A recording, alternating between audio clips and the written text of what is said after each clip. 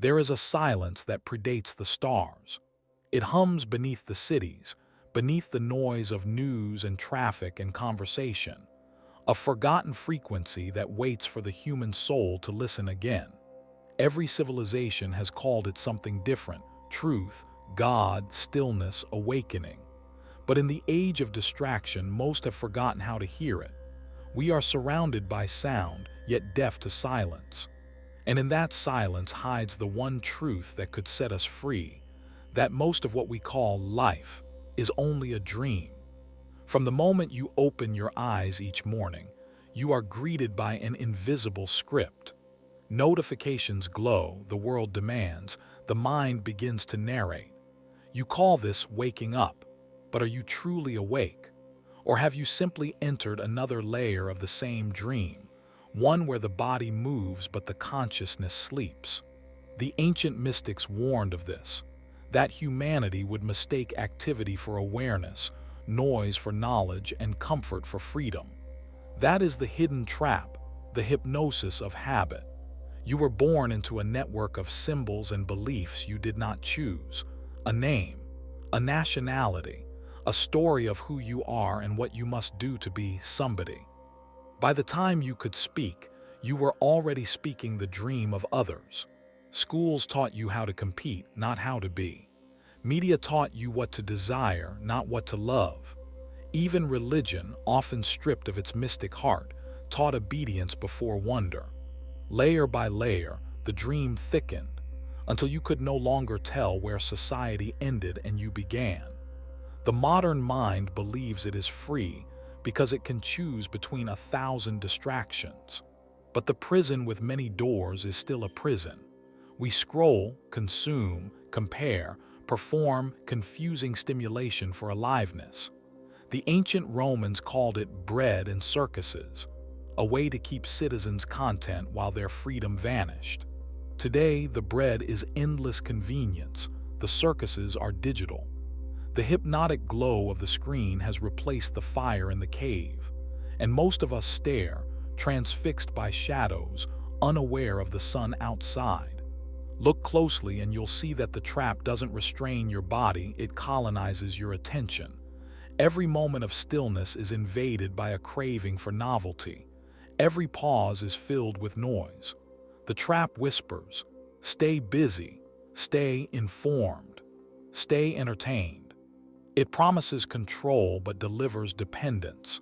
And in this endless movement, the one thing that could truly liberate you, silence, becomes the very thing you fear.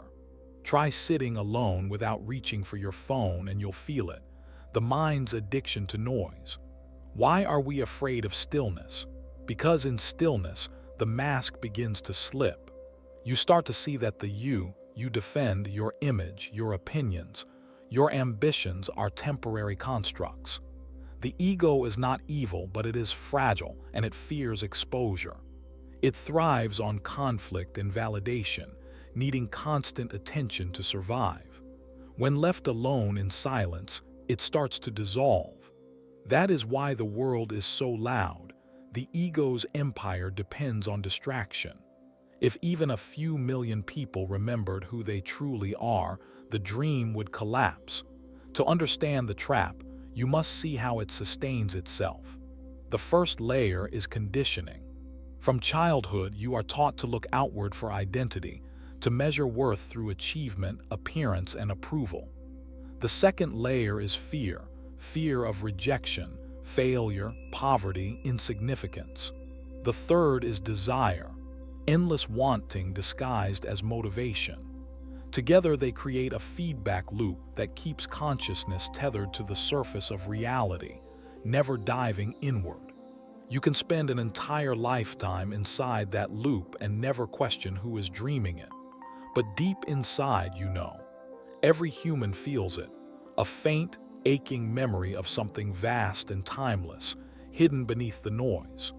You feel it in moments of awe when the mind pauses before beauty. You feel it when tragedy strips away pretense and reveals what truly matters. You feel it in silence, when thought stops and awareness simply is. That is not emptiness. It is your original nature. The ego calls it boredom because it cannot survive there, but the soul calls it home. The mystics of every age have tried to describe this awakening. The Buddhists called it nirvana, the end of illusion. The Hindus called it moksha, liberation from the wheel of repetition. The Gnostics called it gnosis, direct knowledge of the divine within. And modern psychology, in its own language, calls it integration, the reconciliation of the conscious and the unconscious. All point to the same revelation. You are not the dream, but the dreamer. Not the story, but the awareness in which the story unfolds. Yet knowing this intellectually is not enough. The ego is clever. It can turn even spirituality into another distraction. It loves to collect beliefs and identities. I am awakened. I am superior. I know the truth. Beware of this. The spiritual ego is the most subtle trap of all. True awakening has no pride, no performance, no audience. It is the quiet recognition that you have always been what you were seeking. Once you taste that stillness, the game of comparison loses its flavor. So how does one truly wake up? The first step is not doing but seeing. Observe your thoughts as they arise. Watch how they form, how they dissolve. Notice the emotions they trigger. Realize that you are the witness, not the wave. This simple act of awareness begins to loosen the dream's grip. Over time, the gap between thought and observer widens. In that space, truth enters. Meditation, contemplation, prayer, all are just methods of remembering this space. The second step is silence. Not the mere absence of sound, but the presence of awareness unclouded by noise. Start small. 5 minutes a day without distraction. Then 10. Sit and simply notice. At first, the mind will rebel. It will tell you you're wasting time, that nothing is happening. But if you persist, something extraordinary occurs. Beneath the surface chatter, you'll feel a vast intelligence, not your mind's, but the universe's. It breathes through you. It has always been breathing through you. The third step is detachment. Learn to act without clinging to outcomes. The world will continue to move. Let it. Success and failure are waves on the same ocean. When you stop identifying with the highs and lows, you discover an equilibrium that no external force can disturb. This is not apathy, it is serenity. It's the difference between being the weather and being the sky. And finally, the step that completes them all, inquiry. The question that dismantles the entire illusion, who am I? Not as philosophy, but as practice.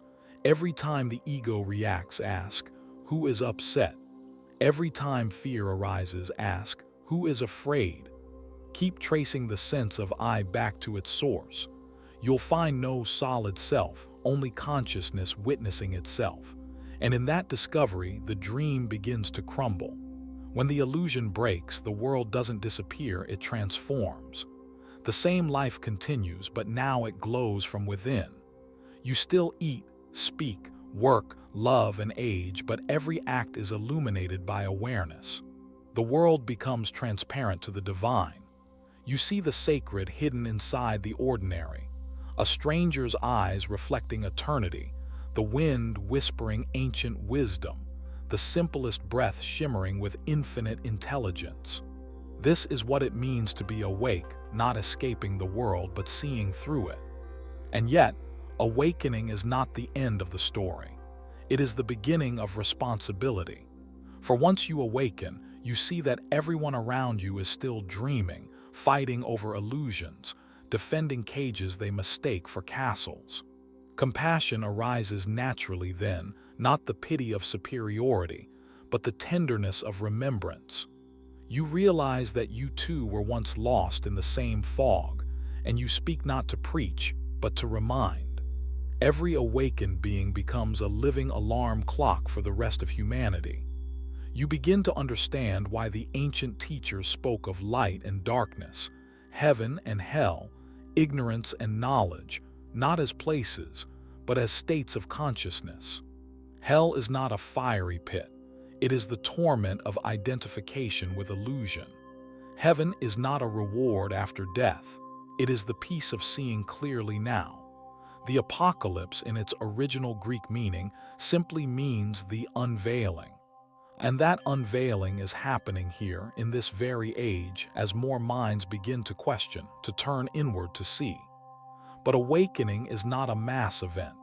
It is intimate, individual, contagious by presence, not persuasion. The greatest revolution will not come from protests or politics, but from inner stillness multiplying in millions of hearts. That's why the trap fights hardest against silence. The more you meditate, the more resistance appears, distractions, doubts, discomforts. This is not failure. It is the ego's defense mechanism. The closer you get to freedom, the louder the guards at the gate will scream. Do not let that frighten you. The awakening path is not about perfection but sincerity. You will stumble, you will forget. You will fall back into old patterns. That's natural. The dream has momentum. What matters is that you remember again and again that you are not the pattern. Every return to awareness weakens the illusion. Every conscious breath is a revolution.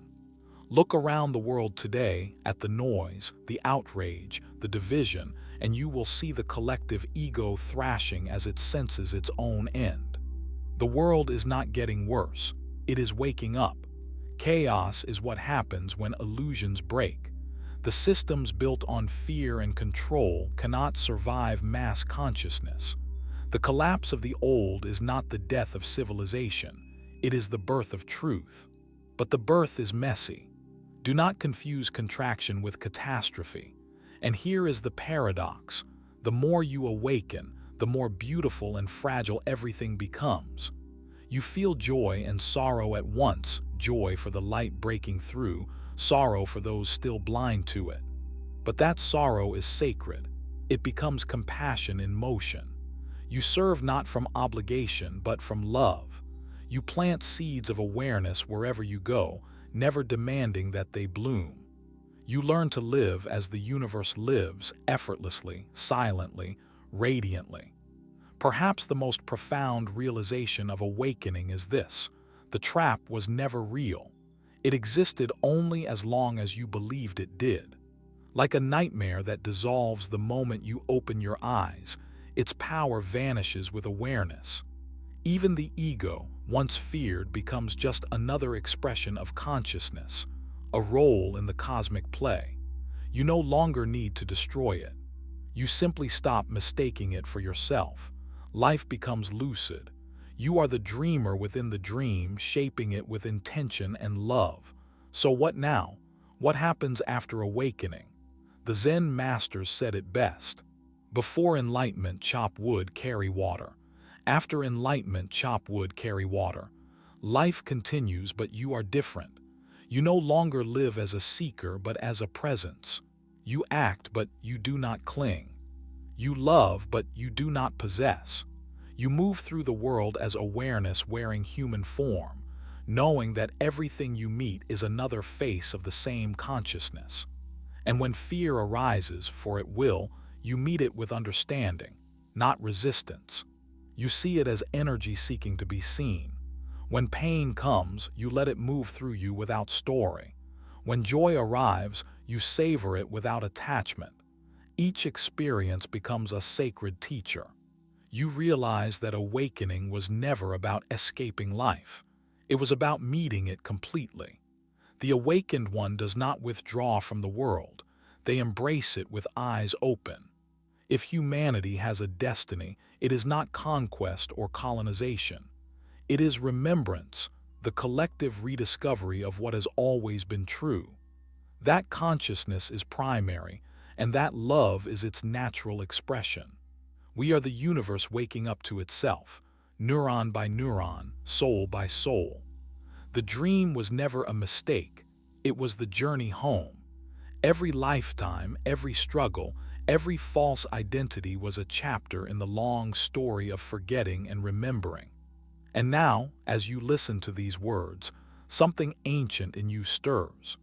You feel that same recognition that mystics across ages felt, that the real prison was never external and the key was always in your hand.